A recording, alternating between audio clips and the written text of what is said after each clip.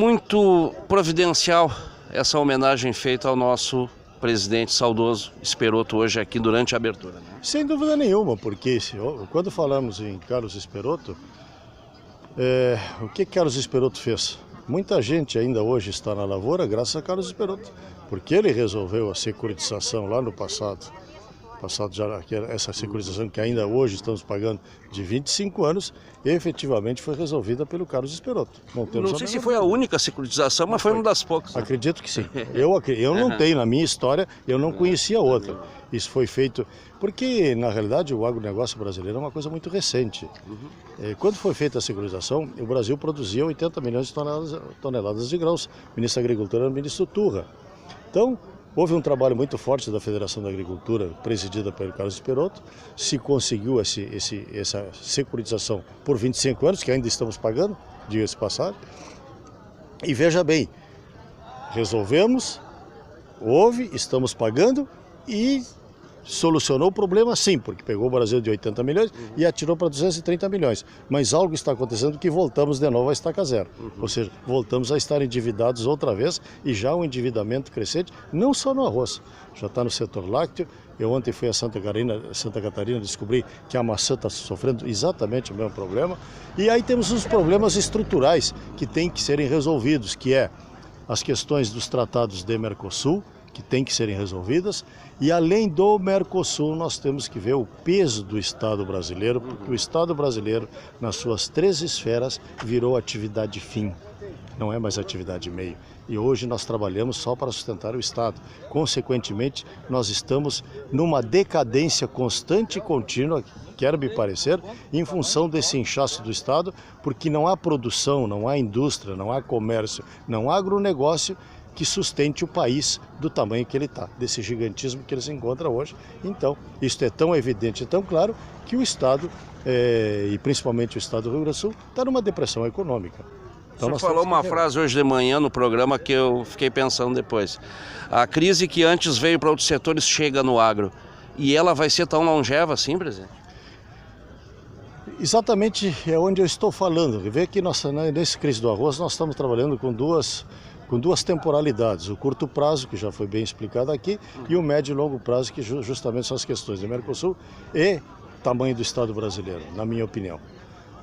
E isto aí não é discussão de curto prazo, isso nós dependemos ainda do processo eleitoral que vai se verificar esse ano, colocarmos aos nossos deputados, tanto estaduais quanto federais, a necessidade de vislumbrarmos e começarmos a mexer, a tomarmos medidas para diminuir este Estado, do modo geral, e eu falo isso lá desde que começa, o município, o Estado e a Federação, as 3 esferas.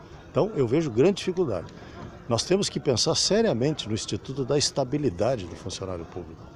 As pessoas têm vergonha, têm medo de falar, mas eu tenho a impressão que é uma coisa até bem mais fácil de resolver. Bom, passa uma régua em cima, minha gente. Direito adquirido não se mexe no passado, mas no futuro nós não podemos continuar com esse instituto. Porque o que acontece no nosso setor, que é o setor privado? O setor privado, quando a empresa tem dificuldades, ela demite sim. Nenhum patrão gosta de demitir o seu funcionário. Nós não funcionamos assim, pelo contrário, nós gostamos de crescimento econômico e cada vez tem mais gente trabalhando, oferecendo cada vez mais gente competente no mercado de trabalho. Mas quando a crise vem, o que a empresa faz? Ela tem que diminuir o tamanho, só que o Estado não consegue fazer isso por este estatuto da estabilidade. Como ele não consegue fazer, ele começa a empurrar com a barriga e não há imposto que chegue. E como não há imposto que chegue, ele para de investir nas questões essenciais, que é justamente questões típicas do Estado, saúde, educação, segurança e infraestrutura que nos atinge em cheio, inclusive recursos para estabelecer mecanismos de política. Hoje o que estava se pedindo aqui? Governador, será que não dá para diminuir um pouquinho o ICMS para nós podermos competir lá com os estados? Quer dizer, o Estado, no momento que ele tem que efetivamente trabalhar e ajudar, porque ali é que está a geração, porque nós temos que vislumbrar o seguinte, se a lavoura de arroz reduz um pouco, ela o ano que vem volta de novo e está pagando ICMS. E se a lavoura de arroz morre? Ela desaparece? Aí não tem ICM. Então são políticas... Cobrar menos para ganhar mais. São políticas que têm que ser exercidas e que com um Estado inchado desse não há possibilidade. Não há possibilidade. Então nós temos que rever sim esta posição E quem tem que resolver isso aí são os políticos. Que nós, empresários, empreendedores, não estamos capacitados. Nós estamos capacitados a produzir, que é o que fazemos e fazemos muito bem. Tanto é que hoje estamos fazendo aqui a abertura de uma grande safra de arroz de novo. Se fala aí que vai a redução, porque há questões climáticas, algo de 800 mil toneladas, mas de qualquer maneira estamos aí colhendo uma safra de provavelmente de 8 milhões de toneladas ou algo muito próximo a isso.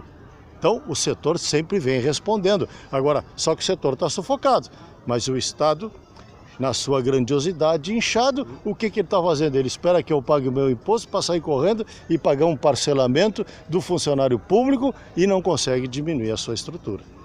E nós não conseguimos mais carregar essa realidade. Então nós temos que rever essas posições para o bem do próprio Estado, do próprio funcionalismo, para o bem do setor público, para o bem de que este país gigantesco realmente se desenvolva e seja uma das grandes nações do mundo, que nós temos a vocação para ser um dos maiores países do mundo e viemos aí há 500 anos patinando nos mesmos problemas ideológicos.